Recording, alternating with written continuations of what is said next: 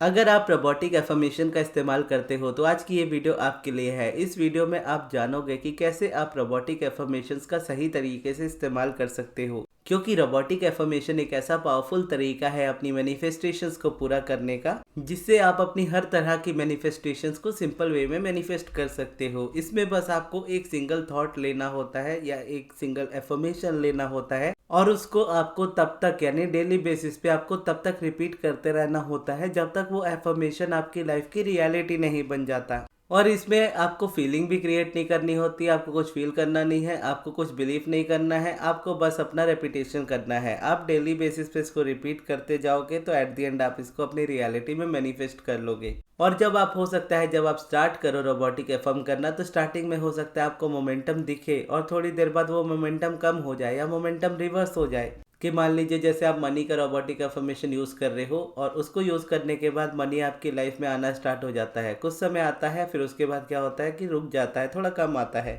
और जबकि आप रोबोटिक एफर्मेशन कर ही रहे हो फिर ऐसा होने लगता है कि एक टाइम आता है कि वो रुक ही जाता है, आता ही नहीं है। ऐसा फिर होता है कि जो है आपके पास वो भी जाने लगता है। तो ऐसे टाइम पे लोग पैनिक करने लगते हैं। पैनिक इस जगह पे करने से बेटर होता है इस बात को समझना कि मोमेंटम आपका इसी तरीके का रहता है, क्योंकि पुराने बिलीव्स ऑलरेडी अपना काम कर रहे हैं आपके सबकॉन्शियस माइंड में और नया आप बार बार रिपीट कर रहे हो। तो रिपीटेशन की वजह से, न्यू रेपिटेशन की वजह से करंट वाइब्रेशन आपकी उस समय चेंज होती है, उस समय का मूड अपलिफ्ट होता है। तो इसीलिए करंट रियलिटी में आपको थोड़े मोड़े रिजल्ट्स उस जगह पे देखने को मिलते हैं, लेकिन कुछ टाइम बाद वो थोड़े कम भी हो जाते हैं, खत्म भी हो जाते हैं।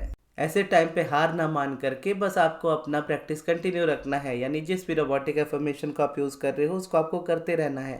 इससे होगा ये कि आप 3D रियलिटी पे ज़्यादा फोकस नहीं होंगे, आप 3D रियलिटी से अपना ध्यान हटा पाओगे। और जब 3D रियलिटी से आप अपना ध्यान हटा पाओगे तो आपके लिए इजी होगा एफर्मेशंस को कंटिन्यू रखना। तो एट द एंड यही होता है कि अगर आप कंटिन्यू रख रहे हो तो एट द एंड आप मैनिफेस्ट कर लोगे। लेकिन वो रुकता कहाँ है, यानी ब्रेक अगर होती है एफर्मेशन तो वो बस 3D के रियलिटी को देख करके ही होती है कि कई बार लगने लगता है कि क्या मैंने एफर्मेशन सही चूज़ किया है या नहीं, या मुझे एफर्मेशन चेंज करना चाहिए, या मैं सही तरीके से बोल रहा हूँ या नहीं बोल रहा हूँ, या बोल रही हूँ या नहीं बोल रही हूँ, या मुझे क्या करना चाहिए इस जगह पे, रिजल्ट क्यों नहीं मिल रहे। लोगों को इतनी जल्दी मिल जाते हैं रिजल्ट, मुझे क्यों नहीं मिलते। यहाँ पे जल्दी और लेट की बात ही नहीं है, यहाँ पे बात सिर्फ इस बात की है कि आप जो चाहते हो वो आपको मिलना चाहिए। तो रोबोटिक एफर्मेशन वो आपको दिला देता है और जल्दी ही दिला देता है। ये टोटली आपके ऊपर डिपेंड करता है कि आप कैसे रिपीटेशन करते हो और कितनी जल्दी आप उसको अपने माइंडसेट में बिठाते हो। या बोलो, आप ऐसे भी बोल सकते हो कि कितनी जल्दी आप इसका एफर्मेशन का ज़्यादा रेपिटेशन करते हो और कितनी जल्दी आप अपने माइंड के पुराने एफर्मेशन या पुराने बिलीव्स को कम करते हो, उस पर डिपेंड करता है। तो ऑब्वियसली बहुत सारे थॉट्स होते हैं, बहुत सारे बिलीव्स होते हैं नेगेटिव हमारे, तो उसको रिप्लेस करने में थोड़ा सा टाइम लग जाता है। लेकिन अगर आप रेपिटेशन कंटिन्यू रखो अपनी प्रैक्टिस तो आप मैनिफेस्ट कर लेते हो। और ये आपको तब करना चाहिए रोबोटिक एफर्मेशन जब आपको कोई चीज़ इंपॉर्टेंट लगती है आपकी लाइफ में कि वो चीज़ तो चाहिए ही चाहिए। तो उस जगह पे बस रोबोटिक एफर्मेशन करना स्टार्ट कर दो जब तक वो चीज़ आपकी लाइफ में नहीं आ जाती तब तक। और अगर आप रोबोटिक एफर्मेशन कर रहे हो तो यहाँ पे मेरी रिकमेंडेशन होगी कि रोबोटिक एफर्मेशन करते समय एफर्मेशन एक ही रखो, यानी एक सब्जेक्ट चूज़ करो जिस पे आप वर्क कर सको। बाकी के लिए भले आप दूसरा कर लो, लेकिन इस जगह पे आप एफर्मेशन अगर ज़्यादा यूज़ करना स्टार्ट करोगे तो आप किसी भी रेपिटेशन को ज़्यादा टाइम नहीं दे पाओगे। तो फोकस करो कि आप ज़्यादा से ज़्यादा रेपिटेशन एक ही एफर्मेशन को दो ताकि आप उसको जल्दी मैनिफेस्ट कर लो, फिर भले आप बाद में दूसरा वाला सब्जेक्ट उसमें जोड़ दो। तो इस हिसाब से भी हमें चूज़ करना होता है। कई बार आपके लिए बहुत सारी चीज़ें इंपॉर्टेंट होती है, हेल्थ, वेल्थ, रिलेशन, सक्सेस, सब कुछ इंपॉर्टेंट है।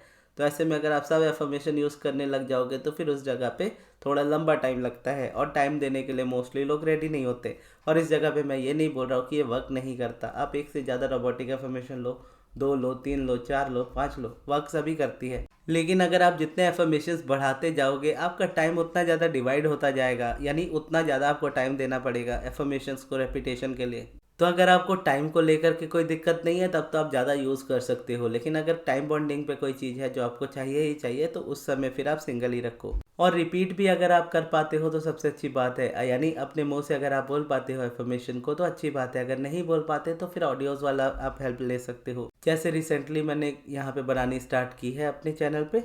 प्लेलिस्ट में आपको मिल जाएगी गाइडेड रोबोटिक एफर्मेशन नाम से वो प्लेलिस्ट है। उसमें मैंने मनी को लेकर के, हेल्थ को लेकर के, रिलेशन को लेकर के रोबोटिक एफर्मेशन डाले हैं। उसमें से आप चाहो तो कोई एक सुन सकते हो, या फिर अगर आपको पर्सनल बनवाना हो तो आप पर्सनल भी अपना बनवा सकते हो, या अगर आप क्लासेस ज्वाइन करना चाहो तो आप क्लासेस में भी अभी आ सकते हो। क्लासेस स्टार्ट होने वाली है 16 तारीख से। तो क्लासेस के लिए भी अगर आपको कांटेक्ट करना हो तो अमृत को ही कांटेक्ट कीजिएगा। उनका कांटेक्ट नंबर मैं आपको कमेंट बॉक्स में दे दूंगा। और क्लासेस में क्या क्या होने वाला है ये जानने के लिए इस वाली वीडियो को देखिएगा जो अभी आपके स्क्रीन पे आ रही है। तो ये थी हमारी आज की वीडियो। आपको ये वीडियो कैसी लगी कमेंट्स में ज़रूर बताइएगा, और इस वीडियो को यहाँ तक देखने के लिए बहुत बहुत धन्यवाद।